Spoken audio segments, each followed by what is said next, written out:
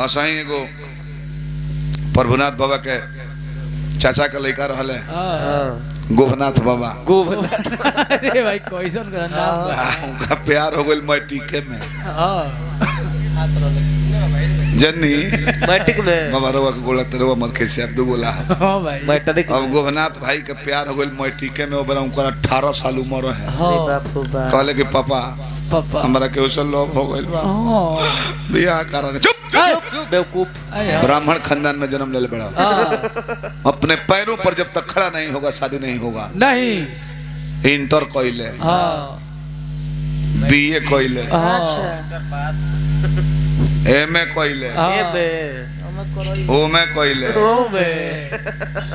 माने ऑफिस में नौकरी ना लागल 38 साल उम्र हो गई। 38 तब देखले कि नौकरी नहीं लागत एमए ओमे कइला से इंजीनियरिंग में नाम लिखौल है।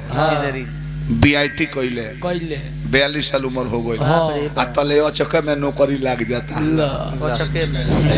अब उनकर पापा कहले कि बेटा गोभनाथ शादी कर लो अब तुम अपने पैरों पर खड़ा हो गया है। करो गोभनाथ करो। कहले कि ला कहे रे 1 साल और ही बीत गइल 43 साल उम्र हो गई। बेटा शादी कर लो पैरों पर खड़ा हो गया है। करो गोभनाथ। अरे अब तारा याद पर लग शादी को लिया रहा साल भर और भी तक कहले कि बेटा अब शादी कर लो। 44 साल का हो गया है। अब तुम अपने पैरों पर खड़ा हो गया है।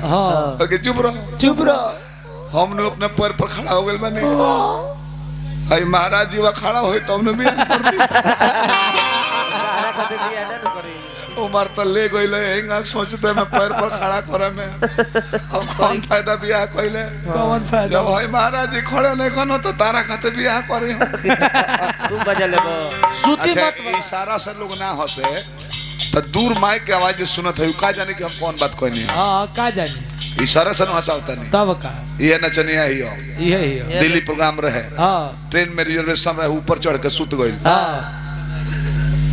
नीचे वाला सीटिया पर है साइड में है नहीं ऊपर सुतल भी है 3 नंबर है ने बाबा नीचे बैठा रहनी बेदाम किने खातिर लफल तो देख देखते बनी कितना बुझला कि फोम हो स्पंज ही अभी तने भट्ठे हुनवा लोकल तई बाबा तिरछा ताकतनी और पंडित जी होखबा त तारा बदन के आगे कुछ भाई लग जा हम ऐसे के सुत रहनी का करतनी बाबा हम देखतनी यही तनी को हाइल बड़े हाथ दो के आ तले हो बनले न हियो पानी बोतल में ले ले ना रहे ना किनमो ना कोई ना हरि अनंत हरि कथा अनंता कहाँ है सुनाई बहु विधि सब शांता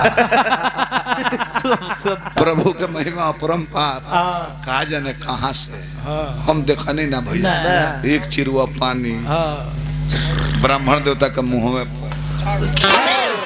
तो यहाँ के शहर में कहतनी कि चंचल सुख हसीना ये कैसी नादानी है कैसी तय परवा से कहते कि जिसे देखने के लिए तू तरस रहा है ये उसी झील का पानी है। पीले पीले उम्र राजा पीले उम्र जाने तिरंगा फिल्म हिट वही पर